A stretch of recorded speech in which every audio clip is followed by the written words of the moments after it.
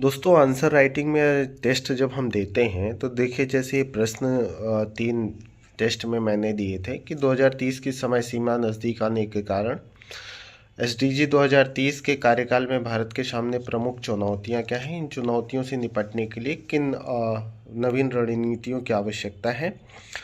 दूसरा प्रश्न था पंचवर्षीय योजनाओं की भारत के विकास में भूमिका का वर्णन करें तथा वर्तमान परिदृश्य पर चर्चा करें। तीसरा प्रश्न था आपका भारतीय औद्योगिक क्षेत्र के विकास पर संक्षिप्त टिप्पणी करें।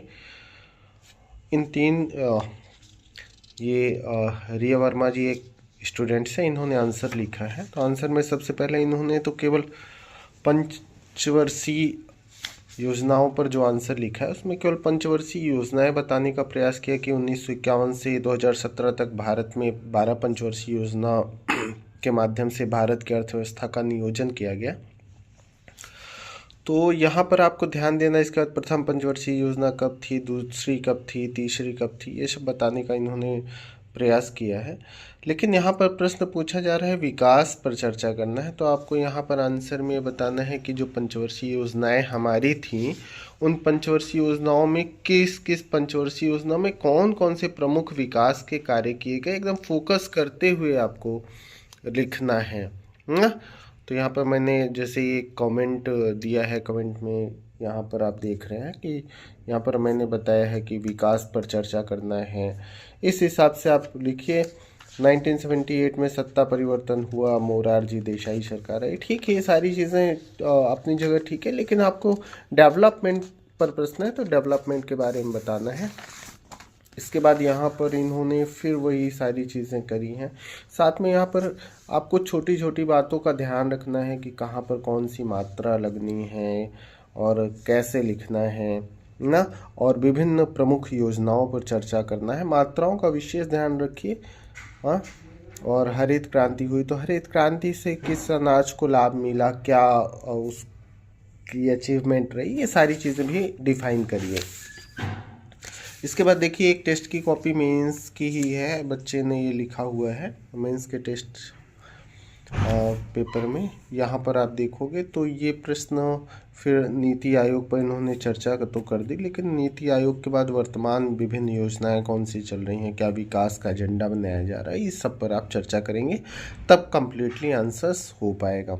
इसके बाद थर्ड आंसर इन्होंने औद्योगिक क्षेत्र में विकास पर लिखा है, लेकिन बस ये लिख दिया कि स्वतंत्रता के समय भारत की औद्योगिक नींव बहुत कमज़ोर थी, लेकिन पिछले 7 दशकों में इसमें व्यापक बदलाव आया है। चलिए ठीक है, व्यापक बदलाव आया है।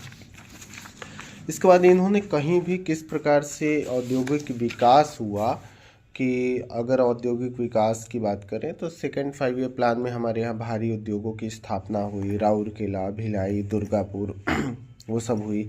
इसके बाद बोकारो स्टील प्लांट की स्थापना हुई, आगे चल कर के अन्य विभिन्न उद्योगों की स्थापना हुई। किस प्रकार से औद्योगिक क्षेत्र का विकास हुआ, कहाँ कहाँ पर कौन कौन से प्रमुख उद्योगों का विकास हुआ, कि हैवी इंडस्ट्रीज़ कहाँ पर लगी, ऑटोमोबाइल या अन्य किस प्रकार से चीज़ें डेवलप हुई। तो ये सारी चीज़ें आपको मैप के थ्रू बताना है यहाँ पे कि भारत का मैप बनाइए, कहाँ पर कौन सा औद्योगिक विकास है, कहाँ पर रॉ मटेरियल है, कहाँ पर अगर आप वर्तमान में देख रहे हैं तो रिएक्टर्स कहाँ पर लगे हैं, थर्मल पावर प्लांट थोड़ा बहुत इंडिकेट कर दीजिए, हैवी इंडस्ट्रीज़ कहाँ पर डेवलप हो रही है, बैंगलोर वगैरह का जिक्र करिए। तो ये सारी चीज़ें हैं जहाँ पर आईटी सेक्टर्स डेवलप हो रहा है, तब जा कर के आपका उत्तर कंप्लीट होगा। तो आंसर इम्प्रूव करना है। साथ में इन्होंने लगातार छोटी छोटी मात्राओं की गलतियाँ की हैं, निजी गलत लिखा है, भारतीय गलत लिखा है, वैश्विक गलत लिखा है, निर्माता गलत लिखा है। तो इन सब पर भी विशेष आपको ध्यान देना चाहिए, तभी आपका आंसर बेहतर हो पाएगा। तो आंसर राइटिंग में इन सारी चीज़ों का ज़रूर ध्यान रखें। और बेस्ट आंसर राइटिंग की कोई कॉपी टेस्ट में मिलेगी तो मैं ज़रूर आपके साथ जिक्र करूँगा। तो पढ़ते रहिए, मुस्कुराते रहिए, जुड़े रहिए मेरे साथ। Have a good day, bye bye.